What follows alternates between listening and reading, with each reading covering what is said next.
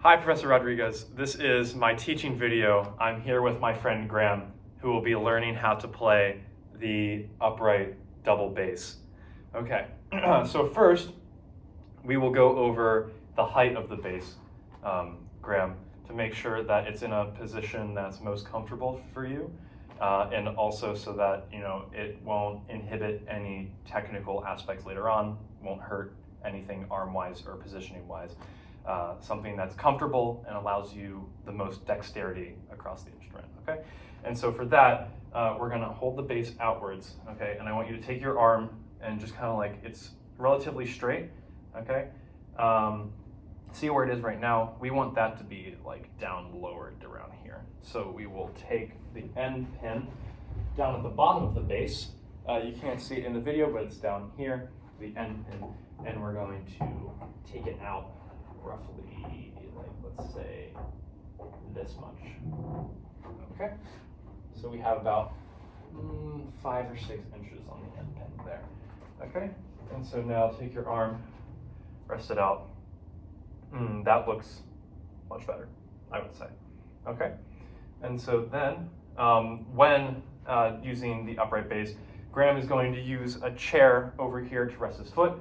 So take your left foot up like that, okay?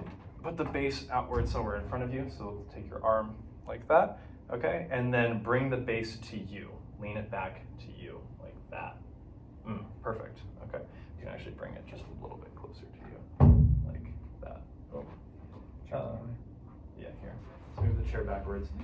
Come forward a little bit. Put the chair. Okay, now put the chair. Somewhere like that, okay? And then we'll bring the bass like that. Okay? There we go. Just so it's a little bit closer to your head. Okay? So the bass has been brought back to you. You're resting your foot on your stool. The bass is at a place where the scroll at the top is somewhere in line with like your ears and your hair. And so if we go to here, I'll take the bow, put it over here. If we go to somewhat of a playing position, so with your left hand, take your left hand and put it up near the top of the fingerboard, which is approximately like where your hand would be to play. Now, I don't know if you can see it, but your shoulder and your forearm are kind of down next to your chest. You want it to be outwards. Yeah, kind of straight outwards with a firm, straight, kind of look into your hand. So you don't want your hand to be bent this way or bent this way. It's kind of straight in line with the bass. Yeah, so your thumb will go behind the fingerboard on the neck, and then your fingers will roll, kind of like on piano when you roll your fingers. They'll roll onto the strings like that, and then you'll keep your shoulder like that. Yeah, just like that. Okay, and so that is kind of the positioning that you want to go for the whole time while you're playing the bass. Okay, is that up shoulder that will allow you the dexterity to move like this, and then also your fingers not to like bend or twist or anything like that, to keep firm. Okay. Keep firm, but relaxed the whole time while you're playing it. Okay, and so now we will go into let's go with a bow hold now. Okay, so this is the bow. Okay, and we can actually put down the instrument for a second while we go over the bow. Okay, this is the bow, the magical bow, that we hold in our right hand when we play. Okay, and so the main parts of the bow that we need to reference at least are the frog and the tip. And for the actual position of the hand, we're going to talk about where it is in reference to the frog, which is this part of the bow here. Okay, and so when setting up the bass bow holding position, I want you to take your right hand like this, okay, and kind of bend your fingers upwards a little bit, like this, bend them upwards a little bit. So you see that crease in your hands? Mm-hmm. Okay, we're going to take and make it so that the bow kind of fits right there into the crease.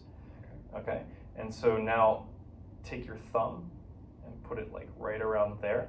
Okay, and then like make sure there's some firm pressure, but your main 4 fingers on the base hand positioning should kind of be like this. Should be straight. Yeah, kind of straight. Okay.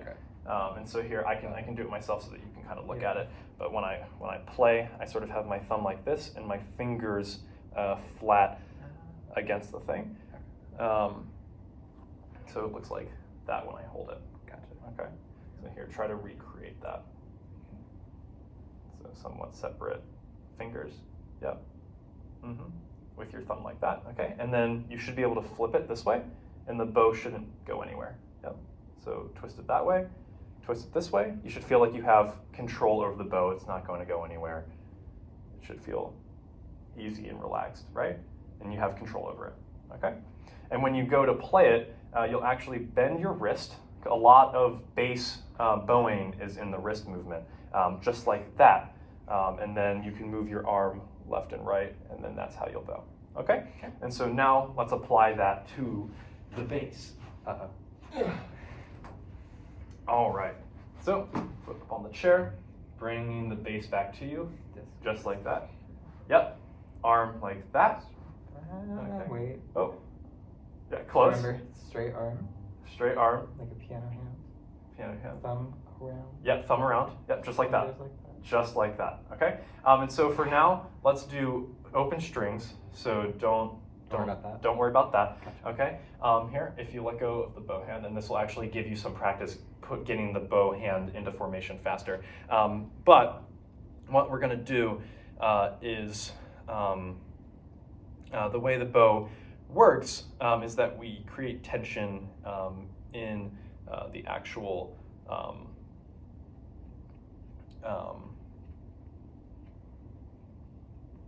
lining here. Okay, and what we're doing is we're creating tension here, and then when we play it, the friction causes the bowstring, or not the bowstrings, but rather the strings to vibrate at a certain frequency. So we don't want it to be too tight in the bow, but we want it to be tight enough that way it grabs firm. And so we have somewhat firm there. And what I'll do for you, Graham, is get some rosin to help with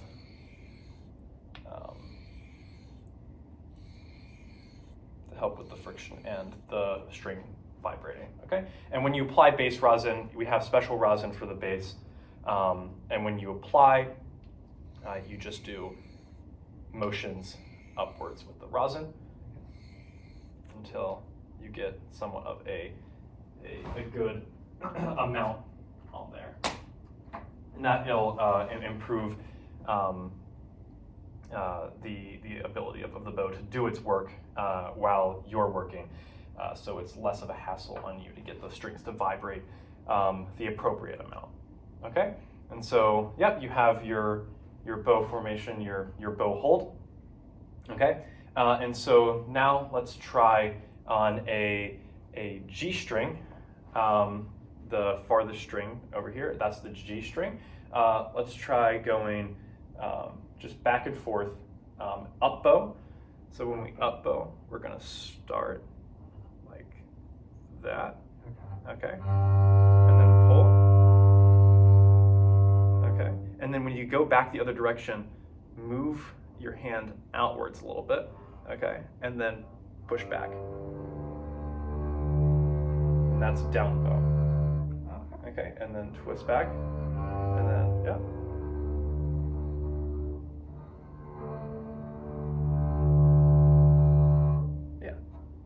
So that's up bow and down bow on the G string. And so, Graham, do you know what note each of these strings, the fundamental of each of these strings is? Remind me, please. please. So what we just played, that's the G string, right? Yes. What is the Label. next string that we That would be the, D. The D string. Yep. Yes. So we're in we are in fifths here. So G to D, and then from D we go to A, and then A to E, or ascending. I guess we would be in fourths rather. So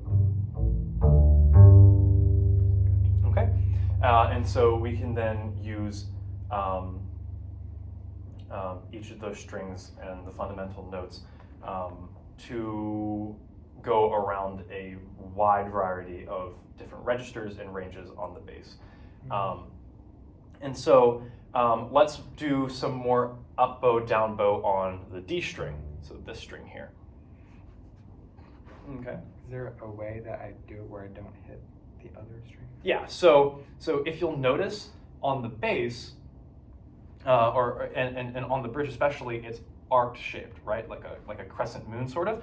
And in that sense, when you aim the bow, let's say perpendicular to where the string is at, you should be able to hit that string without hitting the other ones, because it's on that circular path. One bow is raised above the other ones when you approach it from a certain angle. So you want to hit it with the bow perpendicular to the string, if that makes sense. Yeah. And so what you might have to do also is maybe bring your arm out a little bit, like keeping the wrist firm, getting the arm out so that you can approach the bow from that angle. So like from here. And then when you go back, okay, you want to think of the bow still on that same line. Take the exact same route that you took when going back to it. Yeah, exactly like that. Okay, and then bring it back. Very nice, Graham. Very nice. Very nice. Okay, now let's try it on the A string. Okay. Oh, starting down. So bring the frog where your hand is. Yep, up to the string. Yeah.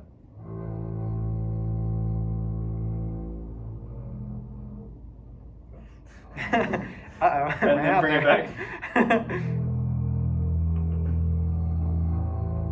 All right. Okay, very nice, Graham. Look at your bow hand. Bow hold. Yep. The bow was starting to move outwards in your hand movement. You want to make sure that it's firm. That if you were to hold the bow out like this, it's straight with the ground. Okay. So take your bow in your bow hold. Okay. Hold it firm. Okay. Okay. Twist it like this. Hold it out. Make sure it's straight. Okay. And now moving your entire arm, bring it down to the base. Okay. Oh. Down to the base. Yeah. Exactly like that. Okay. And so what I also noticed, Graham, and just something for you to be aware of while you're playing, is to make sure that you get complete arm involvement with the bass, because the goal, as I mentioned before, is to not have the bow be moving around while you're moving it, or to have the bow, take different paths as you're bowing. It's supposed to be one continuous motion, right? Okay. And so try to focus on when you pull the bow along the bass, making sure that you take that path of the bow every single time when you're bowing. Okay, and to do that takes a lot of wrist movement and also arm movement as well, to make sure that while you're bowing, this stays consistent, but for this to stay consistent, this has to not. So be a little bit more flexible, per se, in how you approach the bowing, if that makes sense. So here, let's try bowing on the E string. And this one is a little bit easier because you're not having to reach around the bass or anything to reach that. So let's try on the E string, starting with the down bow. So bring the frog, your hand, bring your hand up to the string. Yep. Okay. And you're kind of manhandling it right now a little bit. You want to make sure that these fingers are relaxed and that the main pressure comes between the thumb and the inside of your hand. Gotcha. Yep, just like that. Wait. Oop. Slippery. There we go. Yeah, just like that. Yeah. Okay. Okay. There you go. All right. Okay. And bring it. Yes, exactly like that. Okay. Now pull.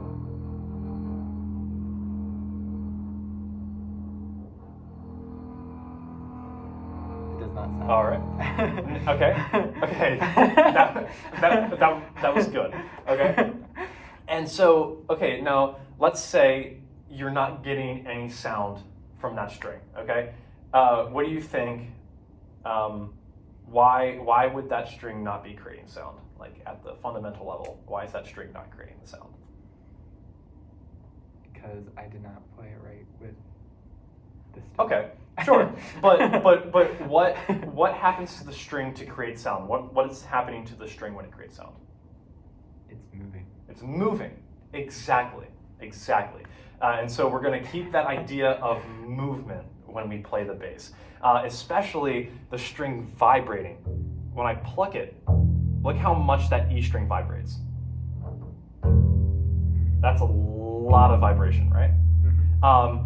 And you know, with the G string, if you can see the difference between what the E string is doing and what the G string is doing, it's very, very notably different. And so that being said, when you go to play the E string, you're going to have to apply more pressure, or rather not. Yeah. Just really get into it. More so that you can create enough force and friction with the bow movement to get this string to vibrate the way that it needs to. Okay. So you were very lightly going across it, right? Because I mean that's really all that you need for the G string. But for this one, you might need to get just a little bit more, let's say, pressure in between the string and the bow, and to move a little quicker also, just to get that moving as well. So let's try that again. With the bow, remember when we start, we're starting down bow, right? So this way. Okay. Up bow. No. Yeah. So this is The test. up bow. We're gonna bring the bow Oh, start this way. hand near the string. Yep. Okay. All right. And then as you pull. Okay, make sure you keep the bow firmly against the string, so you start to see that string vibrate as you pull. Okay. All right, so pull. There you go. There you go. Okay. All right. A little more movement.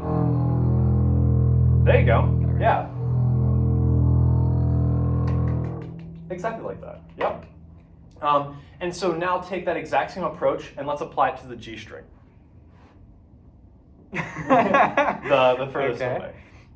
Okay. So we're taking that same idea of movement and pressure and applying it to the smaller string and see what the difference is that you feel or you hear when you play with that same technique. Starting down bow, hand closer to the instrument. Oh, this. Yeah, there you go, and then there you go. Okay, now back. There you go. Okay, so what did you hear the first time you played that note versus now? What kind of difference did you hear in like the sound? It's more crisp. It is more crisp. Solid. It's more solid. You can hear it louder. Indeed. And not just louder, but also resonant.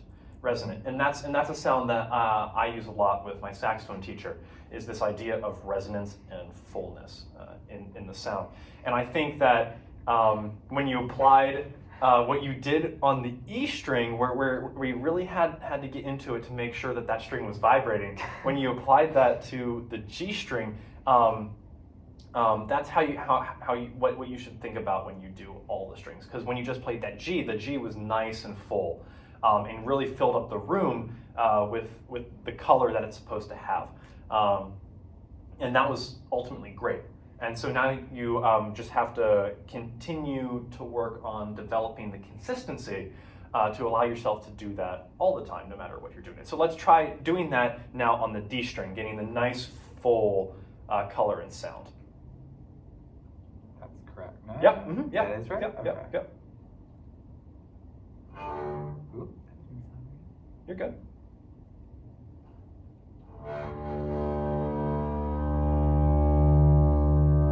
There you go. Nice. Yeah. At the start, yeah, you were a little hesitant. You were like, okay, maybe this is right, maybe it isn't. But then you got comfortable with it as you went on. And so like near the end, when you got closer to the tip on your down bow, and then when you started to up bow, it really started to have that color.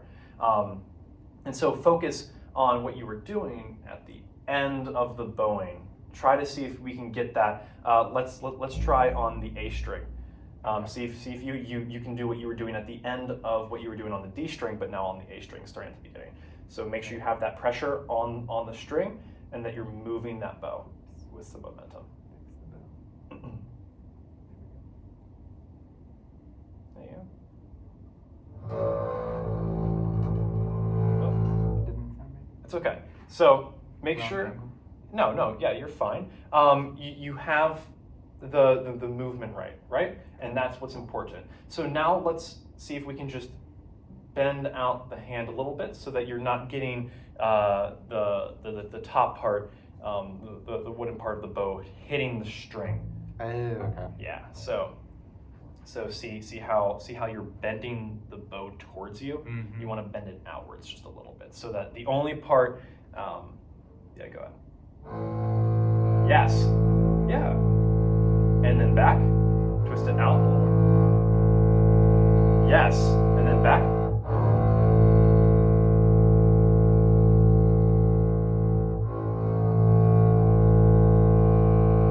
Very nice, Graham. Okay.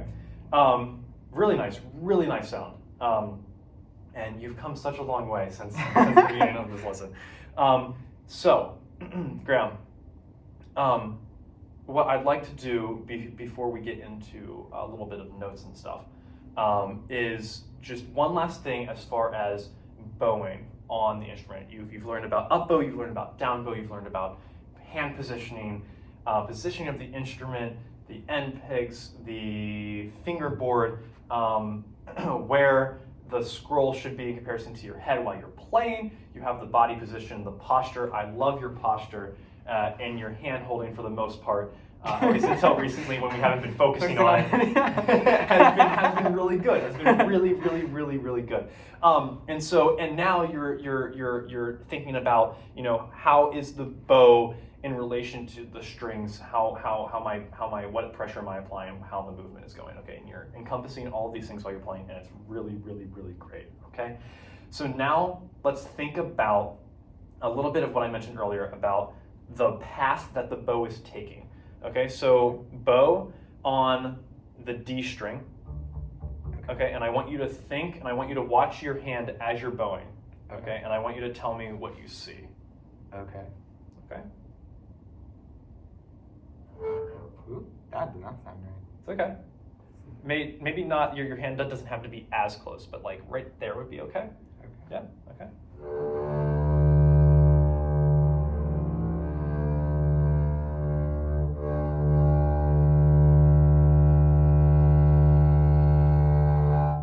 Okay. What did you notice? I changed directions when I moved my hand back Okay. and forth. Yeah. Yes, exactly. And did you notice that you got some of the A string as you were bowing with the D string? It did sound funny, yeah. Yes, because when you were bowing in more of a circular arc pattern rather than a straight line. And so you're almost going to feel like, so for now, let's kind of over exaggerate it a little bit. So let's start in the down in the down bowing position. Okay, and then as you bow, I want you to think almost as if you're like pulling out with your arm. Okay, so try that. All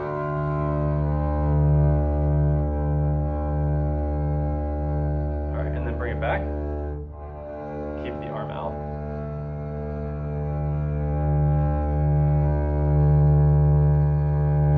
Yeah, really nice. And of course, that was a little exaggerated because I wanted you to really think about going out there. But your direction was really, really consistent and really nice. And I'm sure you noticed that you didn't get any blips from any other strings. The bow was on the D string the whole time while you were playing in just the D string. And so in that sense, that was really, really, really nice, Graham. Thank you. Okay. And so let's now talk about positioning of the left hand so you can get some note action going on. Okay, so we can start to create some muzak. Okay, Graham? And so, all right, so show me your proper left hand holding technique. Okay, let's see. Pressure. Arm out. Piano hand. Yep. Movement. Uh-huh. Under. Yep. Fingers crossed. Boom. Piano. Yeah, just like that. All right. And so I think on this one, we have a little bit, do you see where there's somewhat of pencil marking there? Yes. Yep. So on the D string, Okay. okay, I want you to first bow on the D string by itself. Okay. Yeah. So on the D string. Okay. It's okay. All right. And now take your first finger, and I want you to squeeze the D string right where that like pencil marking is. The D string is this one. With this finger. Yep. With your first finger, squeeze it. Really, like pinch it like that. So you're creating pressure from the thumb underneath and the finger on top of the string. Yep, just like that. Now bow the D string again. Okay. Oops.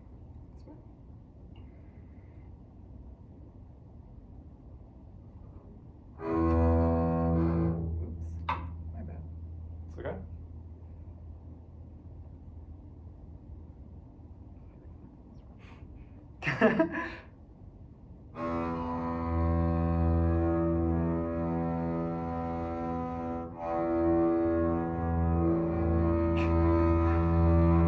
Okay. Yeah. That was an E. That was an E. Okay. That was a D. Well, it is a D, but now we're shortening the string, right? So it's only vibrating from your finger down to the bridge, which is creating a higher frequency, right? And so now we get what's considered the pitch of E. So if you let go of your finger, now we're back to a D. You put down your finger on the D string. On the D string, that's the G string. On the D on the D string, now we have an E. Okay? And so that's considered first finger on the D string. Now to get to F sharp, what we can do is take your, keep that first finger on there, Okay. but you're gonna take all 4 of your fingers in the left hand and you're gonna put them down on the D string. Okay, so take your next finger, put it there, put it there, put it there. Okay, now spread your fingers out a little bit. Keeping this one where it's at, take these fingers and move them down. Gosh. You want your pinky to be like down here where my finger is. If possible. If you can get your finger down there. Nope. No. It's okay. Arm up. There you go. There you go. Okay. Really Nope. put your hand a little closer to so that you're holding it like this. Oh, okay. Here, wait. Okay. Like that?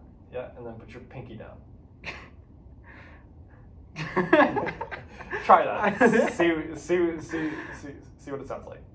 Oh gosh.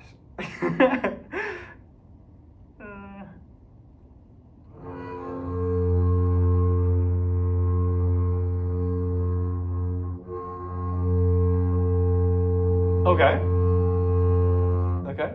Yeah, that's pretty close. Okay. And so now, and so let's just go. Okay. Okay. Take your fingers off.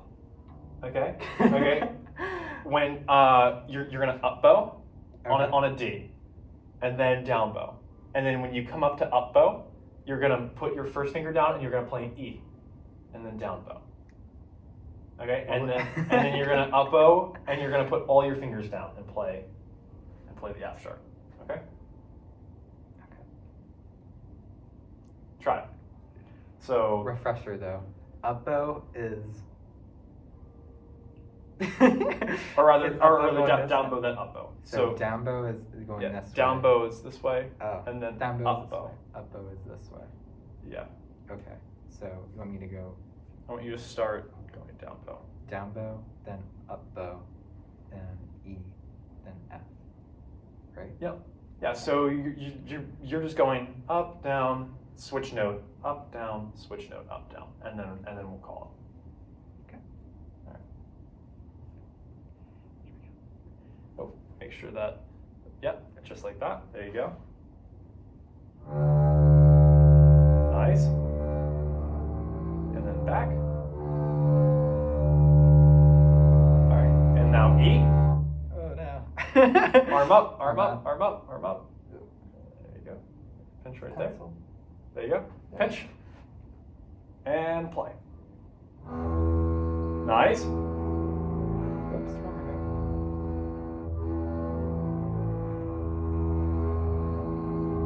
Okay. And next note. note. Oops. Mixing notes here.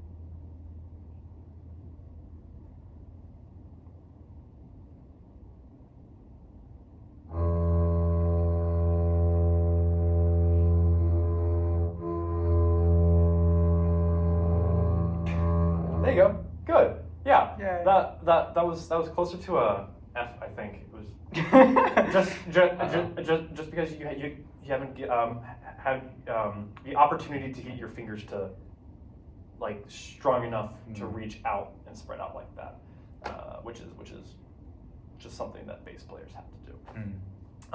But yeah, Graham. So what did you learn today? What didn't I? I learned how to play the notes on the bass. Never knew how to do that before. How to hold it correctly, even if I'm not now. How to properly hold The bow. the bow. And how when you play a note, you have to hit the strings with certain fingers in certain places. That's all very important, fundamental basics for the bass grab. Yeah, Thank you. and I'm truly impressed with your ability to get down what you got down in the short amount of time. Thank you. And I know for me especially when I started on bass, just like 2 months ago, how different it felt. Even for someone who's like immersed themselves in different aspects of musicianship, a new instrument can have so many different obstacles to overcome. And I'm impressed, Graham, truly with how much that you've been able to accomplish in just 30 minutes of time. Yeah, great job. We learned the basics, the fundamentals, notes, as you said, the different parts of the instrument as well, learning about the frog on the bow, and how that relates to bow holding. We learned about the fingerboard and the neck, and the scroll, and also, height-wise, where the bass should come into place, the bridge, the different notes, and also, starting to work on positioning of fingers as well. And so great job, Graham. I can't wait until next time. Bye, Dr. Rodriguez. Bye.